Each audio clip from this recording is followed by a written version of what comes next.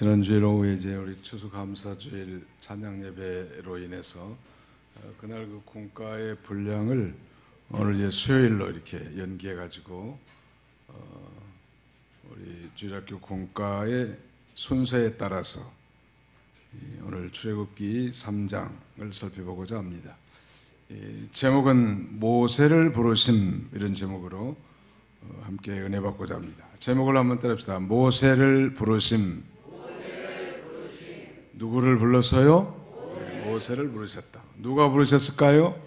여호와 하나님께서 부르셨습니다.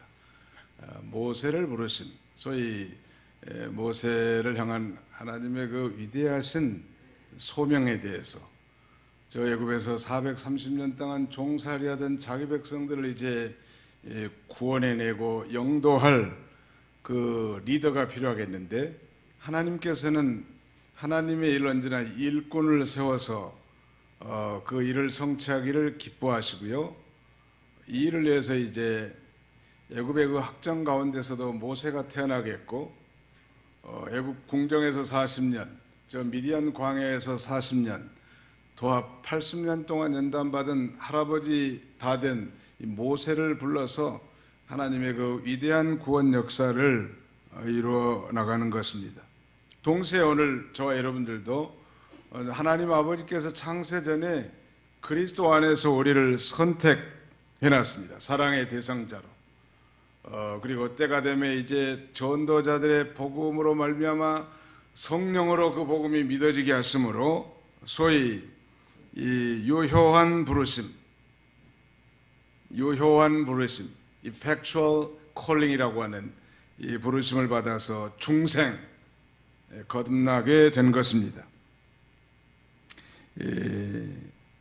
오늘 본문에서는 이제 하나님께서 모세를 부르신 사건이 기록되어 있는데 뭐 달라고, 무엇 때문에, 아니 무슨 목적으로 하나님께서 모세를 부르셨을까요? 자, 10절을 같이 찾아서 같이 통독하도록 하겠습니다. 10절입니다. 3장 10절 시작. 이제 내가 너를 바로에게 보내어 너에게 내 백성 이스라엘 자손을 애굽에서 인도하여 내게 하리라. 하나님께서 이제 모세를 부르셔서 저 애굽의 왕 바로에게 보내가지고 자기 백성 이스라엘 자손을 애굽에서 인도하여 내게 하는 인도자로 세우시려고 하나님께서 이렇게 부르신 것입니다. 개인의 영광이 아니고 하나님의 거룩하신 뜻을 위해서 부르신 것입니다. 다시 말씀드리면 하나님께서 모세로 하여금 애굽에서 종살이하는 이스라엘 백성들을 이제 출애굽시키는 이 사명을, 그러니까 사명을 감당하기 위해서 소명하신 거예요. 소명이라는 건 부르신 거고, 그 다음에 사명은 하나님께서 우리에게 일을 맡기시는 것인데, 이 위대한 출애굽의 사역을 위해서 모세를 부르신 것입니다. 동일하게 오늘 우리 성도들도 하나님께서 불러주셨는데, 애국과 같은 이 죄악 세상에서 죄 때문에 학대와 고역으로 고생하는 그 하나님의 백성들을 영적 출애굽시켜서 하늘 가나안 땅, 저 천국으로 인도해 나가는 일에 수종들에게 하시려고 우리 모두를 다 불러주시는 거예요. 그래서 이 넓은 의미에서는 무슨 목사님이나 강사님이나 뭐 주의 종들만 부름받은 것이 아니고, 선교사들만 부름받은 것이 아니고, 넓은 의미에서 우리 모든 그리스도인들, 정말 이 죄사함 받고 구원받은 그리스도인들이라면 넓은 의미에서 다 우리가 부름받은 자이고 또 소명자예요. 자, 한번 잡으세요. 우리는 그리스도 안에서 소명자들입니다. 소명을 영어로 calling이라고 합니다. 하나님이 불러주신 거죠. 그 위대한 영적 추수를 위해서, 그 위대한 영적 구원을 위해서, 애국과 같은 죄악 세상에서 죄 때문에 고통당하는, 그래서 하나님 없이 정말 비극적인 인생을 사는 자들에게 예수가 정답이라고, 예수를 믿어야 행복한 인생을 살 수 있다고, 예수를 믿어야 천국 간다고, 이걸 전하도록 우리를 불러주는 거예요. 그러므로 이 부르심에 합당한 삶을 사는 것은 아주 중요한 것입니다. 너희는 먼저 그의 나라와 그의 의를 구하라. 그리하면 이 모든 것을 너희에게 더하시리라 라고 말씀하셨는데, 우리가 그의 나라와 의를 위해서 살면 하나님께서 우리에게 필요한 모든 것을 공급해 주시고 또 모든 것이 합력해서 선을 이루게 하신 하나님. 우리가 국회의원에 당선해서 국회의사당에서 백성을 대표해서 민의를 논의하는 것도 세상에서는 출세했다고 할 수 있겠고, 임명권자에서 장관에게 발탁돼 가지고 국무위원으로 이렇게 선택받은 것, 부름받은 것도 다소 영광스러운 일이라고 할 수 있겠으나 가문에, 그러나 이 하나님의 부름을 받아서 하나님의 가족이 일원이 돼 가지고 하나님 앞에 예배드리고 이제 하나님의 뜻을 준행하는 이 거룩한 사명의 부르심을 받는다는 것은 대단한 큰 축복입니다.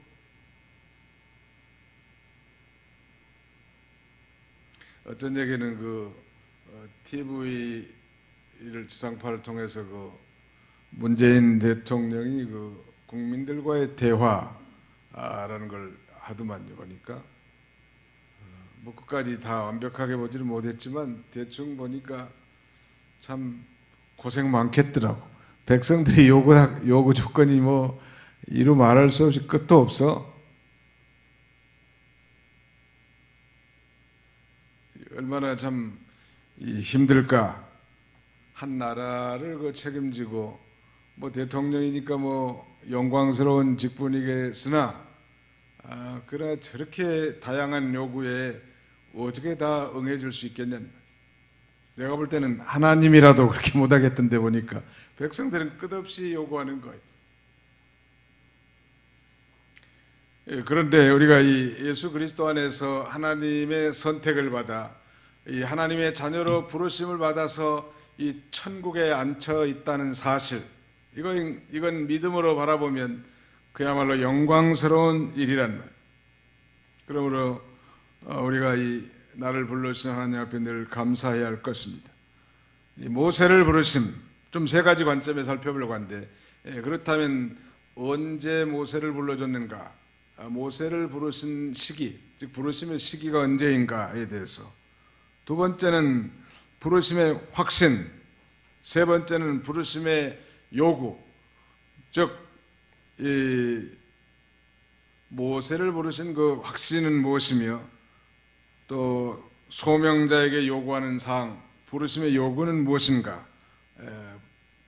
부르심의 시기, 두 번째는 부르심의 확신, 세 번째는 부르심의 요구, 이런 세 가지 관점에서 말씀을 증거하고자 합니다. 자, 그 첫 번째 모세를 부르신 시기가 언제인가? 1절을 다 같이 출애굽기 3장 1절을 통독하겠습니다. 출애굽기 3장 1절입니다. 시작. 모세가 그의 장인 미디안 제사장 이드로의 양떼를 치더니 그 떼를 광야 서쪽으로 인도하여 하나님의 산 호렙에 이르매.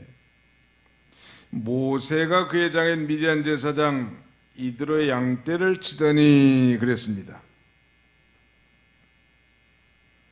하나님께서 하나님의 일꾼을 부르실 때 자기 직무에 충실한 자를 부르시는데, 우리가 다 듣고 배운 대로 모세는 나이 40에 소위 1차적 소명을 느끼고 그 완력과 힘으로 이스라엘을 도와보려다가 이 살인죄만 범하고 그 살인죄 때문에 살인자로서 이제 저 미디안으로 도망친 인생이지요. 모세가 대단한 것 같지만 살인자고 도망자의 인생이. 그 미디안 광야에서 소위 이 미디안 제사장 이드로의 딸 시보라와 이제 거기서 결혼하고 일생, 그리고 40년 동안 이 장인 어르신의 양떼를 키우는 그런 이 목동 생활을 했습니다. 사실 그 전 40년은 애굽의 왕자로서 화려한 그런 삶을 살았다고 한다면 그에 어울리지 않는 이 40년 동안은 그야말로 뭐 겉벌이 서말만 있어도 처가살이는 안 한다 그런 말이 있는데 40년 동안 처가살이 하는 거예요. 얼마나 무시도 했을 것 같아요. 부인이 집보라고. 저거 뭐 오다 가다 갈 데 없는 거지를 내가 살려가지고 신랑 삼아줬더니 나한테 큰 소리 친다고 아마 그랬을지도 모르겠고, 모세에 대해서 뭐 얘기는 들었겠지만 남편을 통해서 그렇게 뭐 존경받는 인물은 아니었을 것 같아요. 바로 이 모세가 그의 장인 미디안 제사장의 양떼를 칠 때, 그리고 그 양떼를 이제 광야 서쪽으로, 미디안에서 광야 서쪽이면 그러니까 시내 반도의 시내산 근방이겠죠. 이렇게 이 모세는 이 목자로서 이제 장인의 양떼를 성실하게 치는 자기 직무에 충실한 인물인데, 하나님께서는 이렇게 일상의 직업에 충실한 자를 부르신 예들이 많아요. 가령 뭐 베드로는 갈릴리 어부로서 물고기를 잡다가 부름을 받았다고 할 수 있겠죠. 마태는 세무 공무원으로서 세관에 앉아 있을 때 부름을 받았고, 또 다윗은 목동, 아버지 양을 치는 목동 당시에 부름을 받았습니다.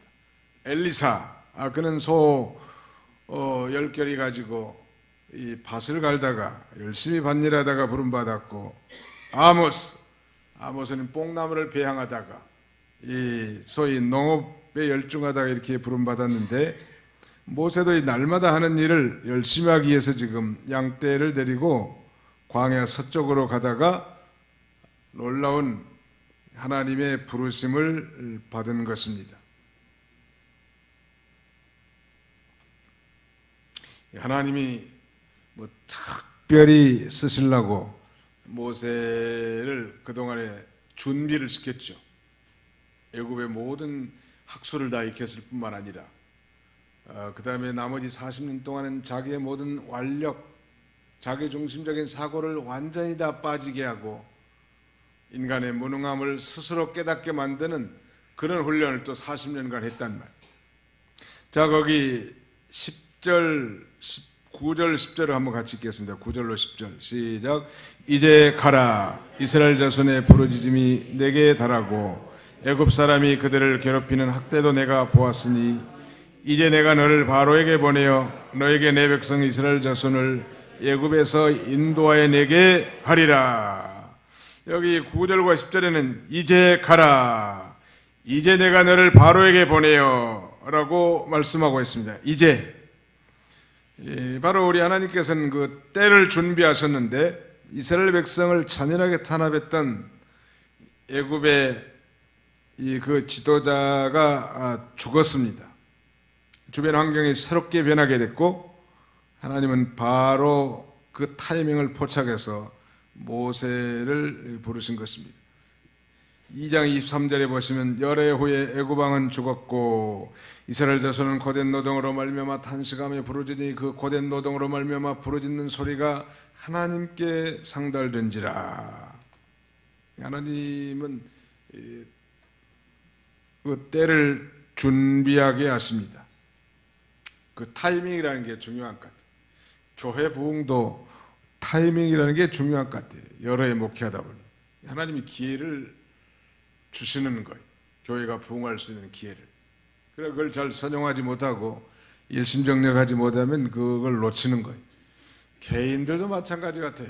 다 그런 건 아니지만 일반적으로 돈을 벌 수 있는 타이밍, 부자가 될 수 있는 타이밍이 우리 뭐 7, 80년 인생 가운데 몇 번은 찾아온다고 그래. 그때 잘 준비해서 또 좋은 정보를 수집해서 그걸 소위 이 카이로스를 잡는 사람은 번영된 삶을 살지만, 그렇지 않으면 뭐 나는 뭐 월세가 좋사오니 평생 월세로 지내는 것으로 만족하나이다. 그러면 일생 월세로 사는 거.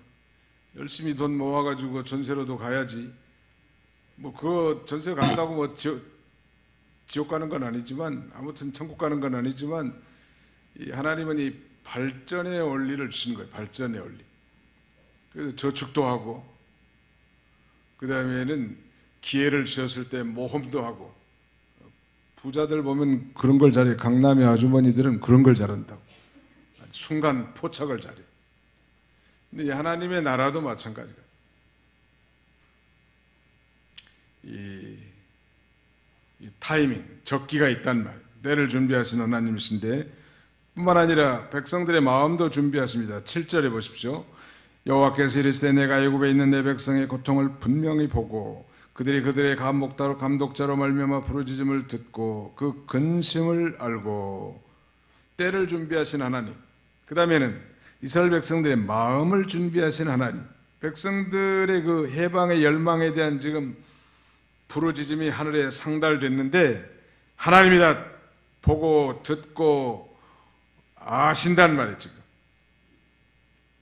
하나님께서는 반드시 무슨 일을 성취하시기 전에 부르짖게 하십니다. 이 큰 기적의 역사 전에 이 간절한, 이 말하자면 기도 모임, 뜨거운 이 기도의 열정이 동반되는 것입니다. 이렇게 간절히 부르짖는 것은 곧 이제 하나님이 건져주실 때가 가까워졌다는 말. 그 다음에는 모세 자신을 또 준비시킨 거죠. 사실 모세가 태어나기 전부터 아우성을 쳤지만 하나님은 경건한 레인의 가정, 아므람과 요게벳의 가정에서 어린 모세가 태어나게 합니다. 그 확정 가운데서도. 그래서 기적적인 방법으로 애굽의 궁중에서 40년을 기르시고 자라나게 하시고, 또 하나님이 쓰시려고 이제 저 미디안 40년 광야 신학교 생활을 하게 하는 게 말하잖아요. 하나님은 주도 면밀하시죠. 그러니까 아주 주도 면밀해. 오늘 현재만이 아니라 오늘 저와 여러분들도 다 넓은 의미에서 하나님께 부름받은 자인데 나를 부르신 분명한 목적이 있단 말. 이 일을 위해서 우리가 인식하든 그렇지 못하든 의식하든 그렇지 못하든 하나님께서는 우리를 연단하시고 기르시고 훈련시키시고 여기까지 인도하시는 거예요. 믿으시면 아멘 합시다. 하나님이 그렇게 하시는 거예요. 하나님. 이걸 제대로 깨닫는 사람은 제대로 쓰임을 받을 수 있을 것입니다. 이 자신만만한 모세를 이제는 그야말로 처가살이하는 이 비참한 존재까지 전락시킴으로써 자신을 완전히 이제 부인하게 하고 그저 하나님만 의지하고 의리하는 사람으로 준비를 시켜놨다. 때를 준비하시고 그 다음에는 마음도 준비하시고 또 건져낼 리더를 준비하셔서 그 일을 성취하신 하나님이시죠. 출애굽기 18장에 보면 모세에게는 두 아들이 있다고 그랬는데 첫째 아들은 게르솜이지만 두 번째 아들의 이름은 엘리에셀입니다. 엘리에셀의 뜻은 그 하나님이 도우심, 그런 뜻인데, 즉 나의 하나님이 나의 도움이 되신다. 이게 자기의 이 두 번째 아들이나 첫 번째 아들의 그 이름 속에서 모세의 인생 역정, 신앙의 인생 역정을 들여다볼 수 있는데, 이 게르솜이라는 건 이방의 나그네, 그런 뜻입니다. 객, 나그네라는 뜻이고, 엘리에셀은 하나님이 도우심, 그런 뜻인데, 그래서 모세는 광야에서 두 가지를 깨닫고 소명 받을 자로 준비되어 온 거예요. 하나는 나그네 된 자신의 모습을 보면서 별 볼 일 없는 자신의 존재를 확인하고, 그 다음에는 창조주 되시는 하나님의 도우심이 없이는 한순간도 하루도 살 수 없는 그런 연약한 자신의 모습을 확인하게 돼요. 두 아들의 이름을 부르면서 이 나그네요, 나는 나그네고 객이로구나. 나는 하나님의 도우심이 없이는 결코 살 수 없는 그런 존재다. 아마 늘 자신의 아들들의 이름을 부르면서 그걸 되새겼을 것 같아요. 과거에 모세는 대단했죠. 나이 40에 자기 백성을 위한답시고 이 애굽인과 유대인 히브리인과 싸우는데 그만 이 혈기로 이 애굽 사람의 뒤통수를 까가지고 죽여서 모래 속에다가 감출 만큼 아주 혈기방장한 인간.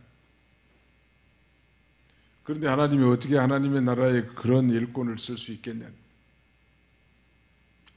어떤 목사님이 누구라고 말하면 실례되니까 말을 안 하겠는데, 어떤 목사님이 교회 발령받아가지고 갔는데 그 집사님, 남자 집사님 한 분이 자꾸 태클을 건다는 거예요.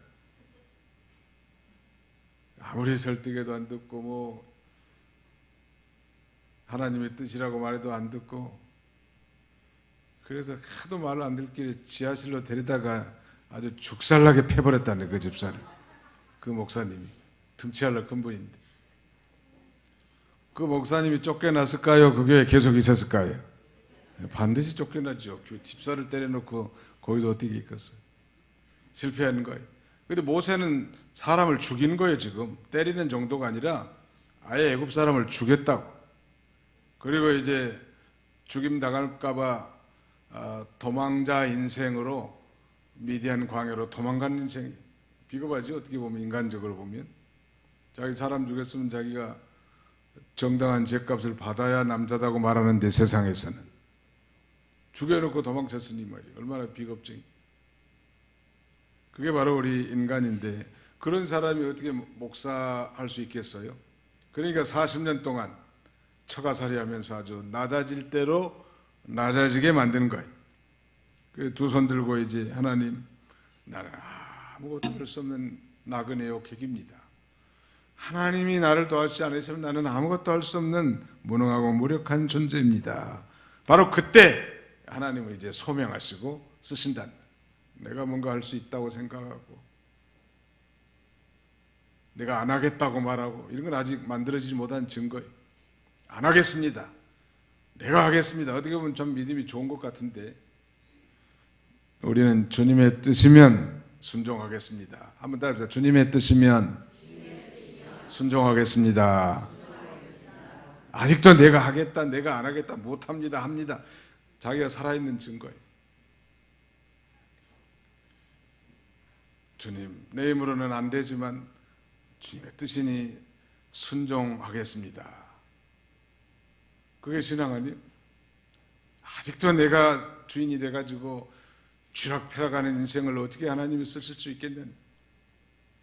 우리 흔히 들은 얘기입니다만, 그 수영하다가 물에 빠져 익사한 사람 건져주다가 건져준 사람까지 다 말려가지고 죽는 일들이 종종 있었잖아요. 그러니까 살려주세요 그럴 때는 절대 들어가면 안 된대. 꽥꽥 하면서 거의 죽어갈 때, 그때 이제 뭐 끌고 나와야지. 살려주세요 하면은 그 구조하러 간 사람 다리 잡고 늘어져가지고 같이 죽는다는 거 아니에요. 이게 이제는 아주 죽었구나. 그때는 뭐 어깨만 잡고 끌고 나와도 따라오는데, 자기가 살려고 바등바등하니까 구조하러 간 사람까지 죽는 모양으로. 하나님 일하는 게 다 마찬가지. 자기 자주권이 없어. 목사도 뭐 강대상에서 큰 소리 치지만 뭐 지가 별거 있겠어요. 그저 하나님이 시킨 대로 할 뿐이고 하나님의 뜻을 순종하는 정도지, 또 리더니까 이끄는 것 정도지 뭘 할 수 있냐면, 주여 주님의 뜻이면 내가 자존심이 상하고 내 인격이 모독당하고 내 인권이 유린당한다 할지라도 주님의 뜻을 따라가겠습니다. 그렇게 될 거 아니에요. 콧바람 씩씩 불면서 아주 뭐 아직도 뭐 자기가 들어차 있으면 어떻게 쓸 수 있겠냐. 모세의 그 자기라는 것을 40년 동안 빼버린 거예요. 그리고 전혀 이제 무능한 할아버지를 불러다가 이스라엘을 구원하는, 그야말로 비상식적이고 비효율적이고 비보편타당성인 그런 메소드, 방법을 사용하십니다. 나는 아무것도 할 수 없기 때문에 이제 주님을 의지하고자 합니다. 주님이 가라 하면 가고, 주님이 서라고 하면 서고, 주님이 멈추라 하면 멈추고, 돌아서라면 돌아서고 그렇게 하겠습니다. 그때 주님께서 찾아오시고 우리를 부르시고 사용하신다. 자, 이 부르심의 확신에 대해서 두 번째 살펴보려고 하는데, 모세를 부르신 그 확신 2절로 3절을 보겠습니다. 같이 읽습니다. 2절로 3절 시작. 여호와의 사자가 떨기나무 가운데로부터 나오는 불꽃 안에서 그에게 나타나시니라. 그가 보니 떨기나무에 불이 붙었으나 그 떨기나무가 사라지지 아니하는지라. 이에 모세가 이르되 내가 돌이켜 가서 이 큰 광경을 보리라. 떨기나무가 어찌하여 타지 아니하는고 하니, 그때 이 여호와의 사자가 떨기나무 불꽃 가운데서 모세에게 지금 나타나는, 이 떨기나무는 신의 광야에서 흔히 볼 수 있는 아카시아 종류의 나무입니다. 우리 지난번 성지순례 가신 분들 다 보셨을 텐데, 아무튼 별로 시원찮은 나무야. 가시도 거기에 있고. 그런데 놀랍게 모세가 보니까 지금 장인의 양떼들을 끌고 미디안 쪽에서 서쪽으로 시내산 근방까지 거의 왔는데, 갑자기 한 나무에 빨갛게 불이 헐헐 붙었는데 타지도 않으면서 거기서 여호와의 음성이 들리는 거예요. 모세를 부르신 거예요. 소명한 것입니다.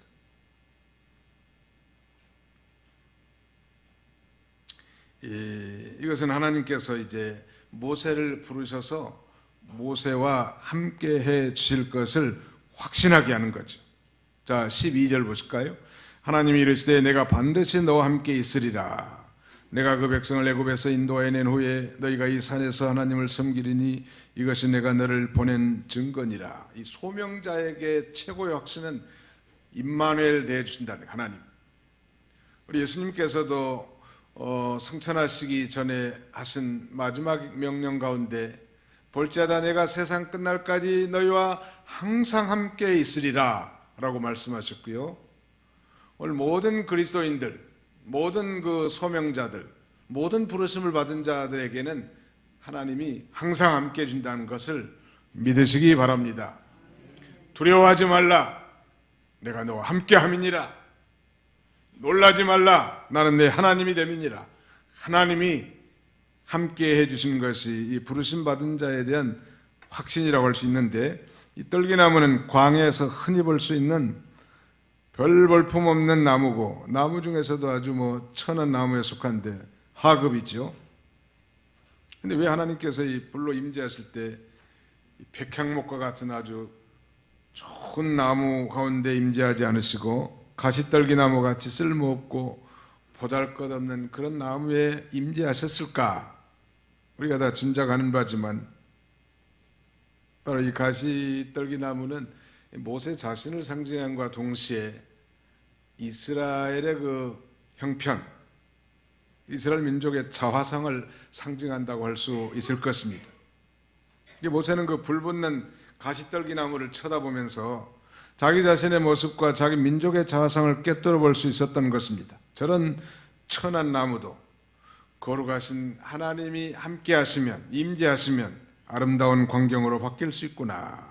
내 민족이 비록 지금은 저 애굽의 노예로 싹되어 고역과 살해를 당하고 있지만 하나님께서 함께해 주시고 하나님 임재해 주신다면 존귀한 민족이 되고 하나님의 거룩한 백성이 될 수 있겠구나. 이걸 확신했을 것입니다. 놀라운 그 광경을 모세가 구경하러 간 거예요. 하나님, 떨기나무 같은 그런 보잘것없는 나무에 하나님이 함께 하시니까 관광지가 되고 그야말로 볼거리가 된다는, 가장 아름다운 구경이 하나님 구경.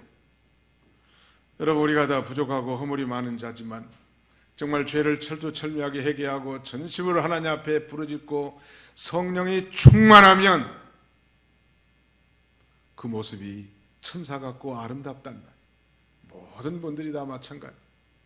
평소에는 성깔도 한 성깔에 성도들 서로 실족 기도하고 문제도 일으키고, 그런데 그가 정말 성령 충만하면 아름다운 그리스도인으로 변화되고요. 또 그런 자들이 전도도 잘해요. 전도 잘하는 사람들이 훌륭한 인격자가 전도 잘하는 건 아니더라고. 말썽도 여기 안양에서 목회하는데 김아묵에 집사라는 분이 계신데 지금은 안 계신 모양이에요. 근데 인물값 한다고 아무튼 성질도 까칠하고 돈도 많고 남편이 돈 잘 버니.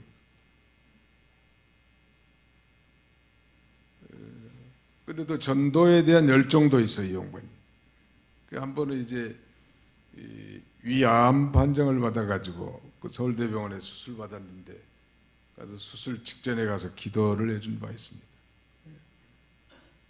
나보고 목사님, 하나님 이 병만 낫게 해주면 제가 평생 전도하면서 남은 생애를 살겠습니다. 그러더라. 시키지도 않았는데 자기가 그러시라. 근데 하나님이 그 병을 고쳐주시는 거예요. 암을 완전히 치료해 주셨고, 그 힘도 없고 연약한 분인데 아파트 1층부터 20층까지 왔다 갔다 하면서 얼마나 전도를 열심히 하는지 제일 전도에 열정이 있는 것 같아요. 근데 성깔도 까칠하고 아무튼 그런 분인데 아무튼 성령 충만해서 전도하면 열매도 맺히고 역사가 나타나더래요.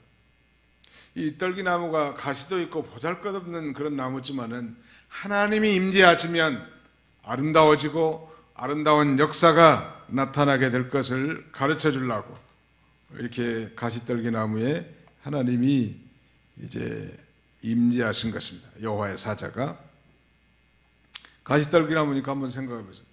다른 사람 쿡쿡 찌르고 아무 쓸모없는 그런 존재인데도 불구하고 하나님이 함께 하시고 하나님의 성령의 역사가 나타나면 그 사람이 아름답고 영광스럽고 존귀하게 돼서 모든 사람이 흠모하고 사모하게 될 만하게 된다는 사실을 확신하게 되는 거예요.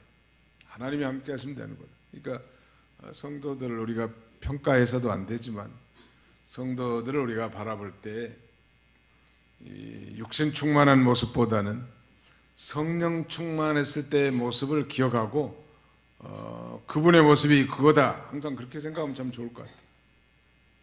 우리가 내내 성령 충만한 삶을 살면 아름답고 참 좋을 것 같은데 누구나 다 그러지를 못한다는 거예요. 어쩔 때는 정말 믿음 있는 권사님 같고 성령 충만한 전도자 같고 대단한데 어떻게 보면 이게 도대체 인간인가 할 만큼 의심스러울 때가 있는데 그건 성령 충만하지 못했을 때 모습이죠. 한번 따라서 해봅시다. 성령에 충만하면 아름답게 됩니다. 그 거꾸로 한번 생각해 보세요. 성령이 있다는 것처럼 육신이 충만하면 그건 추해지는 거예요. 이 세상에서 가장 추한 세 가지 존재가 있다면 첫째는 사람이 살지 않는 흉가. 사람이 있다는 이 집감은 정말 으시시하다. 아무리 좋은 집이야.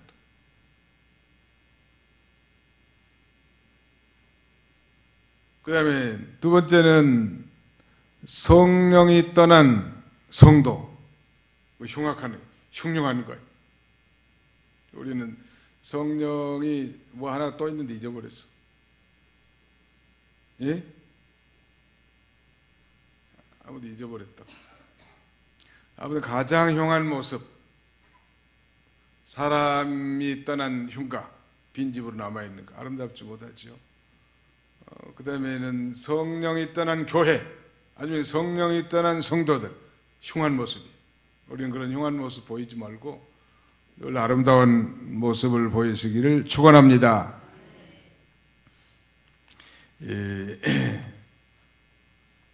불이 붙은 게 중요할 것 같아요. 불이. 떨기나무에 불이 붙는 것처럼. 불이 붙어서 전도하고, 불이 붙어서 기도하고, 불이 붙어서 봉사하고, 불붙는 심정으로 이렇게 믿음 생활한다면 그건 성공적이지. 냉랭해가지고 법정에 가면 냉랭합니다. 판사는 아주 이 법조문에 따라서 판단만 하고 있기 때문에. 교회가 그러면 안 돼. 교회는 변호사들이 많아서 훈훈해야 돼. 서로 격려해주고, 서로 이끌어주고, 서로 협력하고, 서로 도와주고. 그게 교회 아니겠습니까? 다른 사람 판단이라 하고 무시하고 비난이라 하고 이렇게 하는 것은 아름답지 못하지. 저는 우리 교회가 참 성령이 아주 충만하고 불이 붙어서 이런 아주 아름다운 교회로 또 아름다운 소명자, 부르심을 받은 자로 세워지기를 간절히 바랍니다. 불이 다 붙었는가? 요새 내가 불이 좀 꺼졌는가? 불이 제대로 붙었는가? 한번 자신들을 날마다 좀 점검하는 게 좋을 것 같아요. 그 다음에 이제 한 가지만 더 살펴보면 부르심의 요구인데요. 4절로 5절 본문을 같이 한번 읽어보겠습니다. 4절로 5절 부르심의 요구, 모세를 부르심의 시기가 언제였는지, 부르심에 대한 확신이 무엇이었는지, 그 다음에 마지막 부르심의 요구는 뭐였는지 4절로 5절을 같이 읽습니다. 시작. 여호와께서 그가 보려고 돌이켜오는 것을 보신지라 하나님이 떨기나무 가운데서 그를 불러 이르시되 모세야 모세야 하시매 그가 이르되 내가 여기 있나이다. 하나님이 이르시되 이리로 가까이 오지 말라. 내가 선 곳은 거룩한 땅이니 내 발에서 신을 벗으라. 엄밀히 말하면 이 부르심의 요구는 소명의 요구인데 소명받은 성도가 마땅히 행해야 할 의무가 뭐냔 말이에요. 오늘 저와 여러분은 모두 다 소명받은 자, 부르심을 받은 자라고 했는데 하나님께서 이 하나님의 거룩한 일에 참여시키기 위해서 우리를 불러주셨습니다. 가시떨기와 같은 그런 자들을. 근데 모세가 이 떨기나무에 그 불붙은 그 아름다움을 광경을 보려고 지금 가까이 갈 때 하나님께서 모세에게 뭐라고 말씀하셨습니까? 모세야 모세야 하심에 그가 이르되 내가 여기 있나이다. 하나님이 이르시되 이리로 가까이 오지 말라. 내가 선 곳은 거룩한 땅이니 내 발에서 신을 벗으라. 너의 선 곳은 거룩한 땅이니. 모세가 이 아름다운 광경을 보려고 가까이 갈 때 하나님께서 모세를 부르시고 그렇게 말씀한 거예요. 5절에 이리로 가까이 오지 말라. 내가 선 곳은 거룩한 땅이니. 성도의 위치가, 부르심을 받은 자의 위치가 거룩하다는 걸 이렇게 말씀해 주신 거고요. 또 하나님의 일이 거룩함을 우리에게 말씀한 것입니다. 또 하나님께서, 하나님이 거룩하신 분이시죠. 내가 거룩하니 너희도 거룩할지니라. 하나님께서 우리 성도들을 쓰시기에 불러주셨는데 바로 우리 성도는, 즉 부르심을 받은 소명자의 요구사항은 거룩함, 홀리니스라고 할 수 있겠습니다. 그러므로 성도가 하나님을 떠나 세상을 따라가고 육신의 소욕대로 나가고 그러면 하나님의 영광이 가려워지고 그 땅이 거룩한 곳인데 더러워지고 하나님 아버지께, 거룩하신 하나님께 욕이 돌아간단 말이에요. 신을 벗으라. 내가 선 곳은 거룩한 곳이니. 성도의 위치가 거룩한 것이고 하나님의 일이 거룩하고 궁극적으로 하나님이 거룩하신 분이기 때문에 우리 소명자를 향하신 하나님의 요구사항은 한마디로 거룩함, 홀리니스라고 할 수 있습니다. 이 거룩이라는 말은 깨끗하다는 말도 포함되지만 구별되어 있다는 뜻입니다. 우리 성도는 구별된 삶을 살아야 해요. 세상 사람들과 동화되며 사는 것이 아닙니다. 신을 벗으라고 하는 것은 거룩한 자가 되라 이렇게 말해도 틀린 건 아니에요. 우리를 거룩한 자로 만들어 놓고 거룩한 삶을 살도록, 거룩한 자가 되도록 이렇게 말씀하시는 것인데요. 신을 벗으라는 건 세 가지 의미가 있다고 우리가 전에도 배운 바 있죠.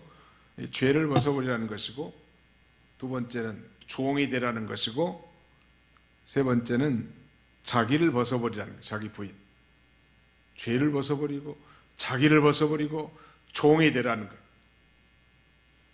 종은 소유권이나 자주권이 없죠. 주인의 소유물이죠. 그러므로 자기를 철저히 다 부인하고 모든 죄를 벗어버리고 실제로 종이 되라는 거예요. 종. 히브리 민족들은, 종들은 실제로 그 신발을 신지 않았다고 합니다. 실제 내가 종인가 주인인가 정말 하나님의 종의 위치에 있는가? 내 주장, 내 뜻, 내 고집대로 살려고 하는가? 그렇다면 아직도 종이 되지 못했죠. 그래서 종은 주인이 시킨 대로 순종할 뿐이에요. 또 순종했다고 해서 내세울 것도 없는 존재가 종이란 말.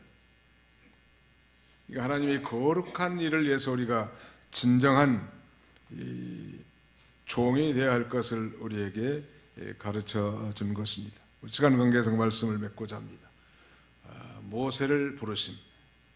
하나님께서 저 죄악 세상 가운데 있는, 즉 애굽에 있는 자기 백성들을 이 구원해서 저 가나안 땅으로 인도하시려고 한 사람. 지금부터 80년 전에 말해요. 그때 당시로부터 80년 전에 모세를 경건한 가정에서 태어나게 하시고 애굽의 궁중에서 40년, 미디안 광야에서 40년, 도합 80년 동안 연단과 훈련을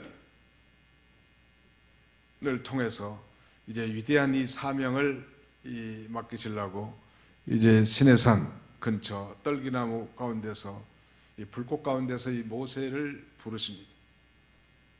그리고 내가 너와 함께 해주시겠다고, 그리고 또 내가 진정 쓸 수 있는 그릇은 거룩한 자라고.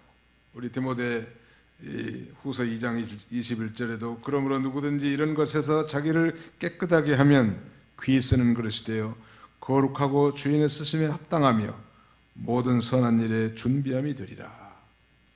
깨끗한 그릇을 하나님이 쓰시죠.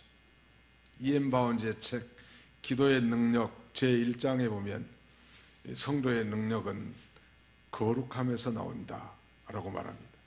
이게 단순히 깨끗한 정도가 아니라 이 거룩함 속에서 능력이 나온다는, 그 능력으로 하나님 일을 하는 것.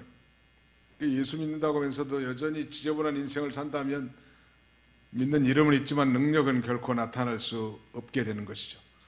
내 선 곳은 거룩한 곳이니 내 발에서 신을 벗어라. 자기를 벗어버리고 죄를 벗어버리고 실제로 종이 돼서 종이 된 자를 하나님께서 이 위대한 사역을 감당하게 하시는 것입니다. 이런 능력 있는 소명자들이 다 되시기를 주님의 이름으로 축원합니다. 거룩하신 하나님 감사합니다. 이 저녁에도 모든 일손을 중단하고 주의 전에 불러 모아주시고 함께 하나님 앞에 수요 저녁 예배로 모일 수 있도록 은혜 주심을 진심으로 감사하고 감사를 드립니다. 하나님 아버지께서 창세전에 저희를 그리스도 안에서 선택해 주셨고 때가 되매 복음이 믿어짐으로 말미암아 유효한 부르심을 받아 몸된 지체인 이 지역교회에서 한 공동체를 이루어 하나님을 섬길 수 있도록 은혜 주심을 진심으로 감사합니다.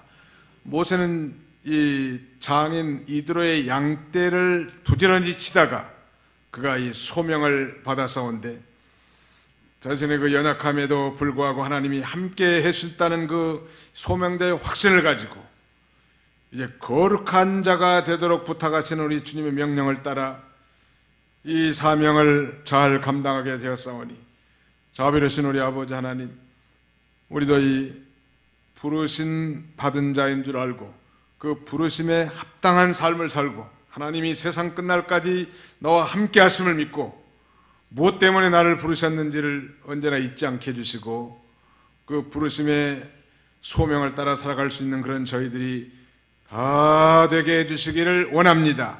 볼자다 세상 끝날까지 내가 항상 너희와 함께 있으리라는 주님의 그 임마누엘의 약속을 잊어버리지 않게 해주시고 어떤 가운데서 우리 주님과의 친밀한 동행의 삶을 살아가게 하여 주옵소서. 남은 주간도 주님이 친히 함께 해주시고 병든 자들, 고난 중에 있는 형제들 어디가 있든지 하나님이 위로해 주시고 함께 하셔서 믿음으로 모든 환경을 통과해 나가도록 하나님이 축복하여 주시옵소서. 예수님의 이름으로 기도하옵나이다. 아멘.